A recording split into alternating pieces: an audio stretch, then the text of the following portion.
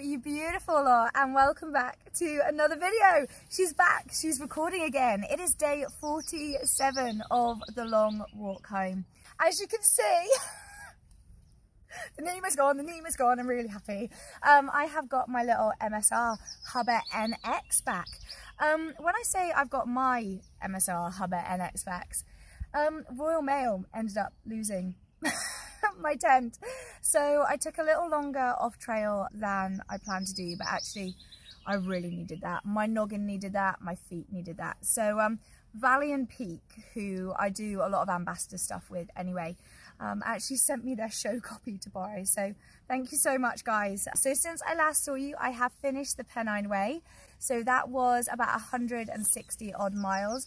I then took a couple rest days and skipped onto the Limestone Way, which is about another 50 miles, and it is just beautiful. It is like walking through a scene of Jurassic Park. After the Limestone Way, I skipped onto the Staffordshire Way, which is the complete opposite. I would not recommend that. I think I spent about 15 to 20% of my time bushwhacking. I got charged three times by cows, to a point of where the final time I was pinned up against an electric fence by the cows. Like, they were mental. I mean, to be honest, it was supposed to storm. There was a lot of horse flies.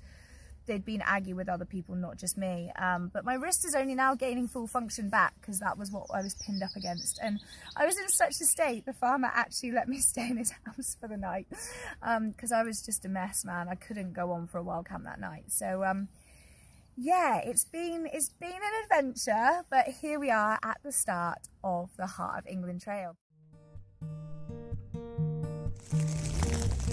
The morning started with a light rain. The heat wave of the Pennine Way was finally behind me, and now the autumnal weather was creeping in, even though it was only July. This trail is a beautiful 100 miles, passing by canals and over riverways, streams and fields. However, it must be noted that as it progresses, the trail becomes less marked and a little more difficult to navigate. I managed to lose a lot of my footage for the next 300 miles, so we'll skip on to the Cotswold Way. Hello, you beautiful lot. I am at the Old Market Hall in Chipping Campden, and just over here behind me is the start of the Cotswold Way. This is going to be trail number 8 of my long walk home, which is absolutely unreal. It is 102 miles, starting here in Chipping Campden and finishing in the town of Bath. The Cotswold Way is absolutely gorgeous. If you're someone who loves your old architecture, your castles, your national parks and quaint little villages and cottages, this trail is the one for you, because it is absolutely beautiful. It is also the trail that I hit 1,000 miles on. And this little placard here is, would you believe it, my 1,000 mile mark. Did you think your girl would do it?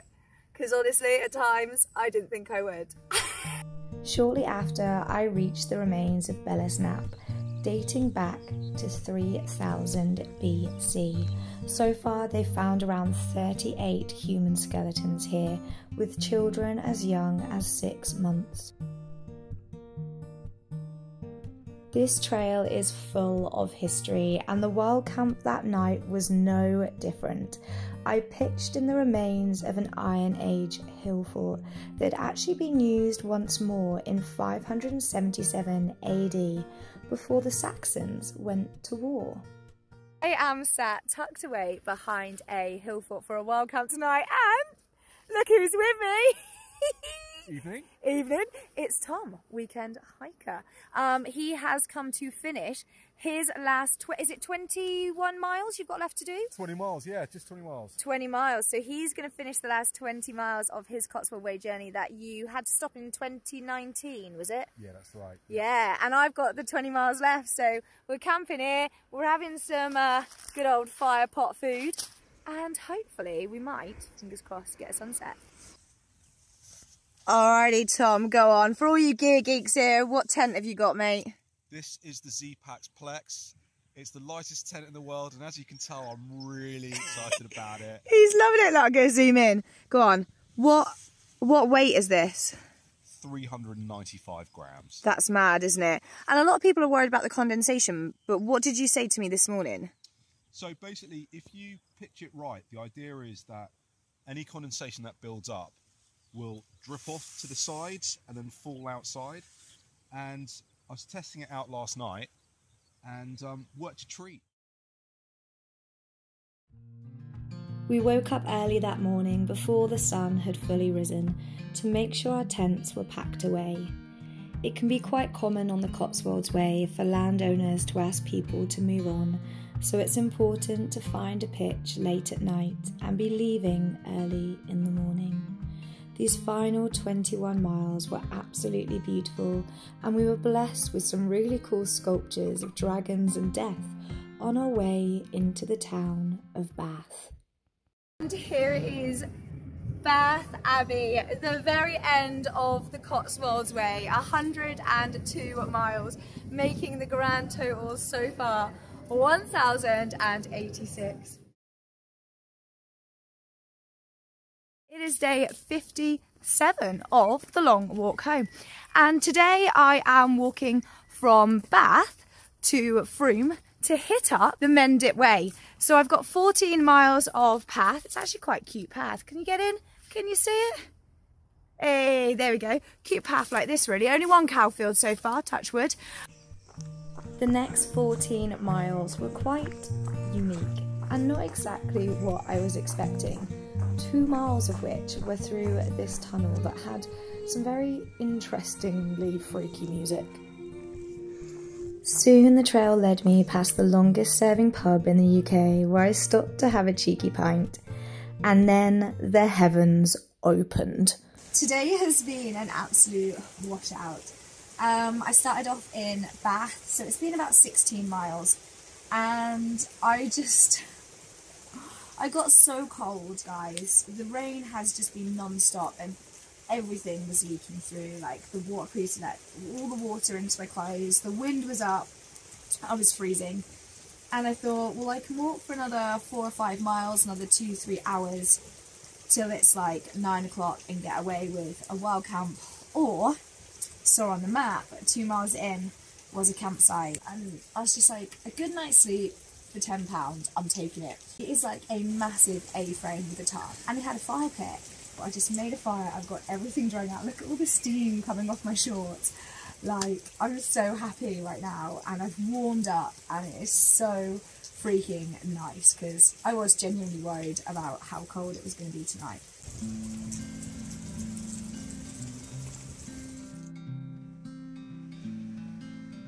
Over the next 50 miles, I walked past more beautiful castles, rambled through fields, and of course was followed once more by a multitude of cows, before walking through Cheddar Gorge and ending up at the coast, where I could not contain my excitement. I have just made it to the final stretch, guys. This is Breen. It is the sea.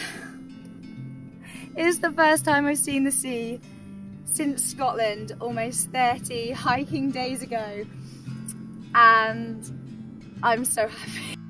My mood had finally started to change, and from here I got a lift to the Wild in Us festival for a 5-day break to talk about the Save Dartmoor campaign, see good friends and cook food over the fire. It was everything I needed. Got the awesome K's Gone Wild at our camp, AK. She's making a steak detective breakfast this morning, isn't you? Yeah. Those few days were everything I needed, and I caught the train back to where I left it 5 days prior, hiking the next 62 miles to Minehead, the start of my final trail. Those 300 miles have been absolutely incredible, and I finally started seeing the meaning behind the saying, hike your own hike. So I will leave the video here and see you all at the start of the Southwest Coast Path.